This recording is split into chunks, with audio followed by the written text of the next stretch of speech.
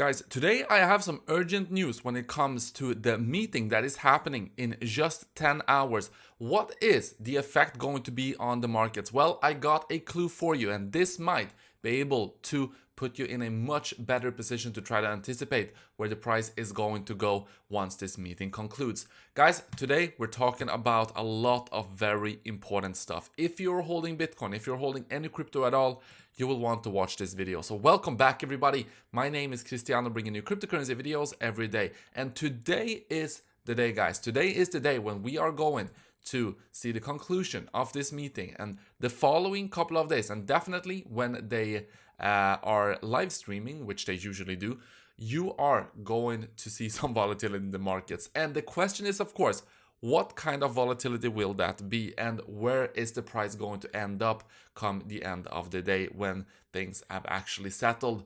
Well, let's begin on the 4-hourly time frame. And what you can see on the 4-hourly time frame, guys, is that the edge of my orange box continues to be very strong support. Now, you can see that we are approaching the edge of my upper orange box here at 38,667.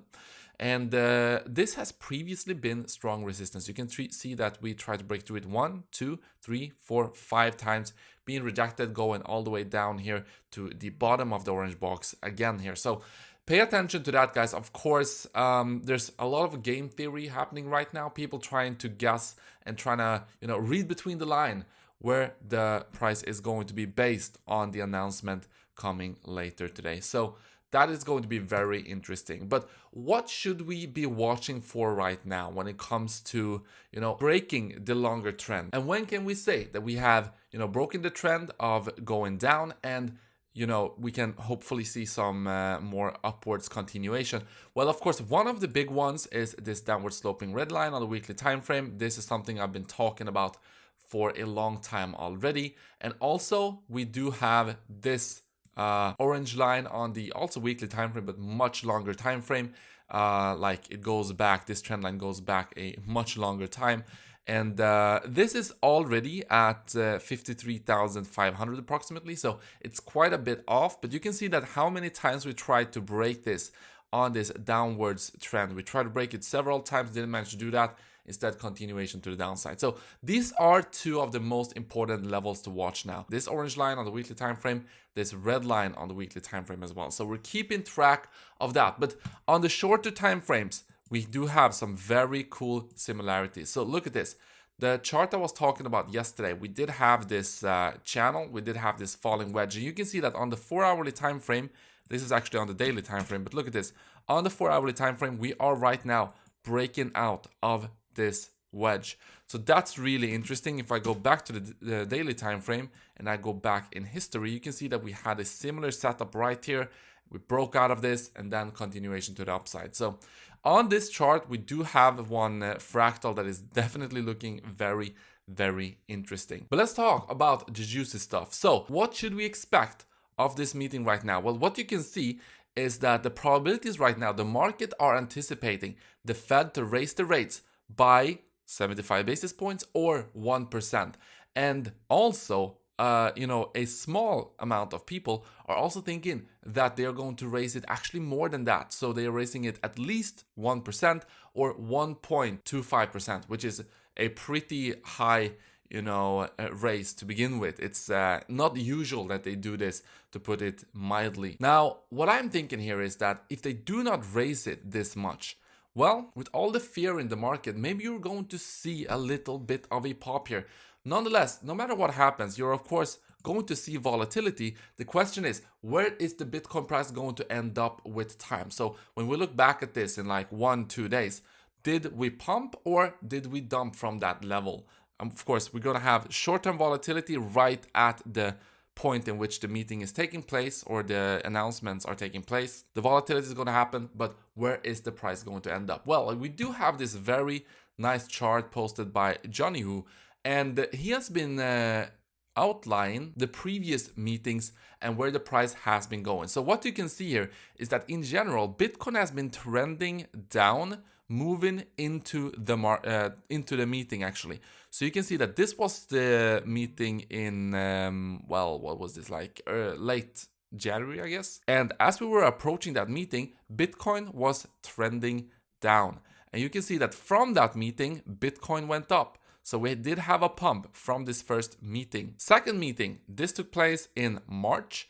And what you can see here is that Bitcoin was trending down into the point of the meeting. Once the meeting actually took place and they had their announcements, Bitcoin pumped after that.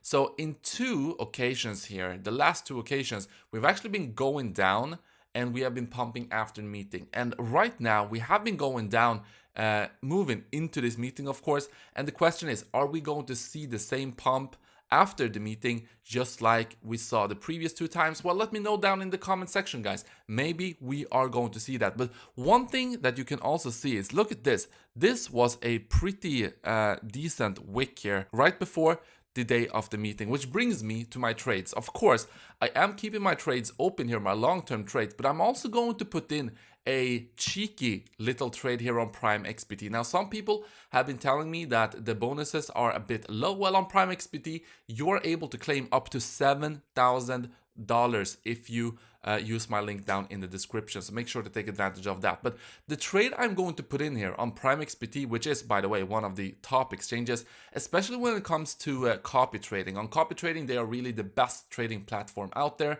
And for those of you who do not know, copy trading is you basically piggybacking on already successful traders. You're able to follow their trades, and yeah, you can see the results of some of these guys right here. Total profit and the profit and loss for today here to the right side.